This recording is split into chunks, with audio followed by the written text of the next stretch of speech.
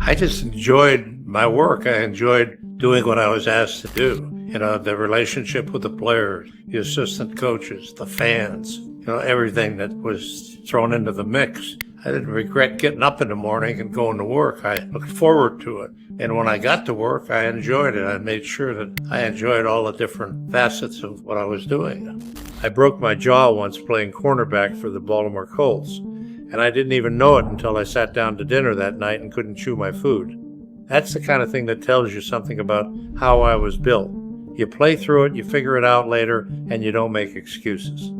I carried that same mentality into 33 years of coaching. And I'll tell you, when your boss ever talked to me the wrong way, even if that boss owned the team, I let him know exactly how I felt about it too. That's just who I've always been. People ask me all the time, Coach, who were the greatest players you ever had the privilege of coaching? And I want to be honest with you, that's not an easy question for me, because I coached this game for 33 seasons across 2 different franchises in 2 completely different eras of professional football.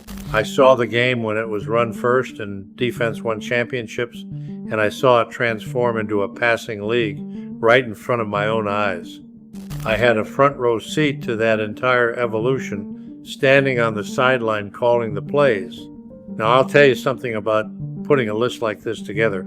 It's not simple, because I never coached one style of football for 33 years straight. I adjusted to what I had. That's what coaching is all about, analyzing the talent in front of you and putting men in a position to get the most out of what they've got.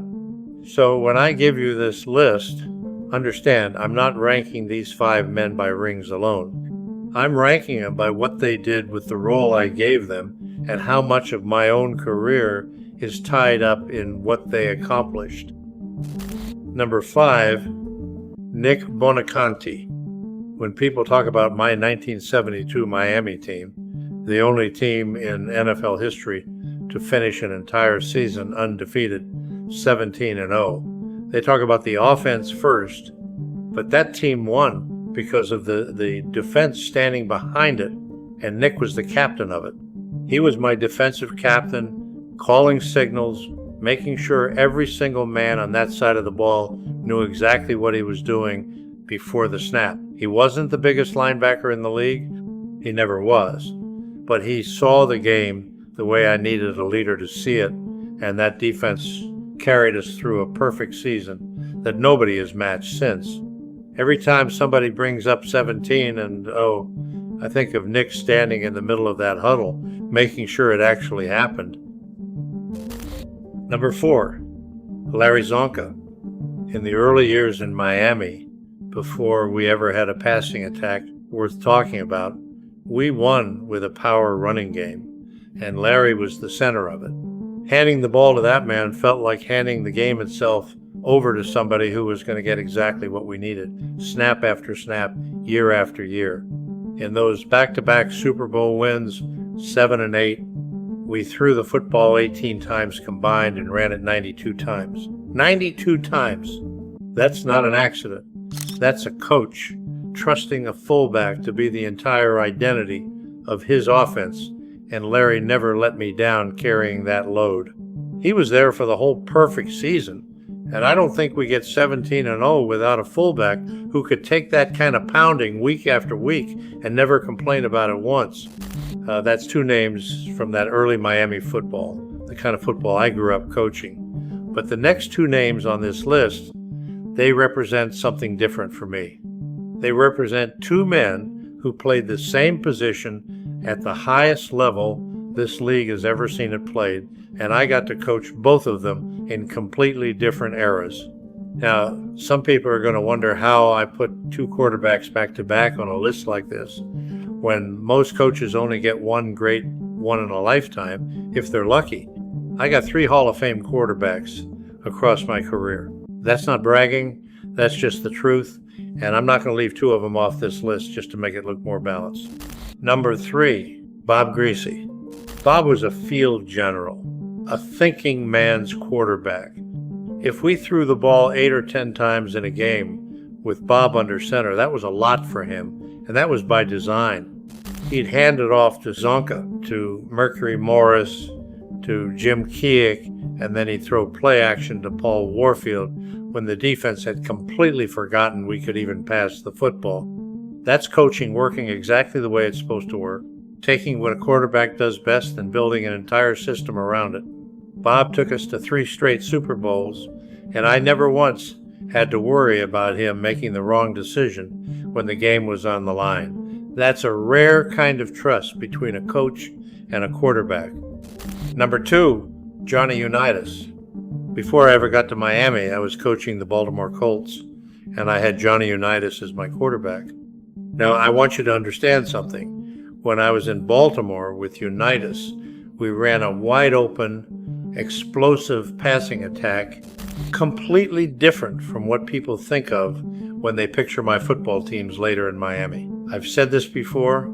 I never tried to jam one quarterback's style down another quarterback's throat.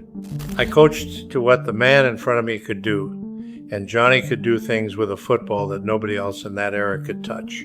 He took me to a championship game in 1964, back before they even called it the Super Bowl, and he set the standard for what a quarterback was supposed to look like in this league for years afterward.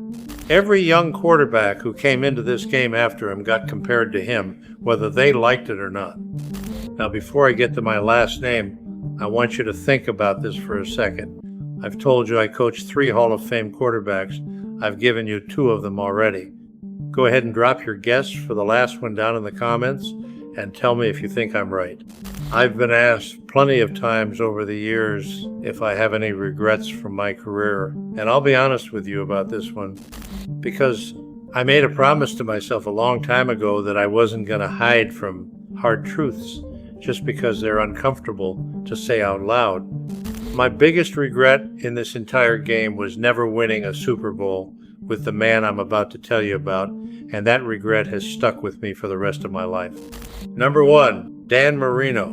When I talk about Dan Marino, in my mind, I'm talking about the best pure passer that's ever played this game. I drafted him in 1983 with the 27th pick, and I had to go against members of my own scouting department to take him that low because I saw something in him nobody else wanted to bet on. 5 games into that following season, I benched my starter and handed Dan the job for good. And that man went out and threw for 5,084 yards and 48 touchdowns, a season no quarterback in this league had ever come close to before him. Unlike Bob, unlike the running football I built my early career on, Dan wanted to throw the ball on every single down, and I gave him that freedom because that's exactly what coaching is supposed to be, putting a player in position to do what he does better than anybody else alive. We got to a Super Bowl together in his second season, 1984, and we lost it, and I never got back there with him again in 13 years of coaching him. That's the one thing in this entire career. I never got to finish the way I wanted to, and I think about it still. But I want to be clear about something. Not winning that ring with him doesn't change what I saw from that man every single Sunday for 13 years. He was the best pure passer I ever coached, and I don't think that's ever going to change in my mind, ring or no ring. So there it is, Nick Buoniconti, the defensive captain who made our perfect season possible from the middle of that huddle. Larry Csonka, the fullback I trusted to be the entire identity of my early offenses. Bob Griese, the field general who never made the wrong decision when a Super Bowl was on the line. Johnny Unitas, the quarterback who set the standard for this position before most of these other men ever played a professional down. And Dan Marino at the top, the best pure passer I ever had the privilege of coaching. And the one thing I never got to finish with him is something I still carry with me to this day. Now, I already know some of you are going to argue with me about this order. Maybe you think Unitas belongs above Marino. Maybe you've got a defensive player from my Miami years you think I left off entirely. Go ahead and tell me down in the comments where you think I got it wrong. And if you don't agree that Marino belongs at the very top of this list, you better bring a real argument, because I coached that man for 13 years, and I've never once doubted what I saw from him, even without the ring to show for it.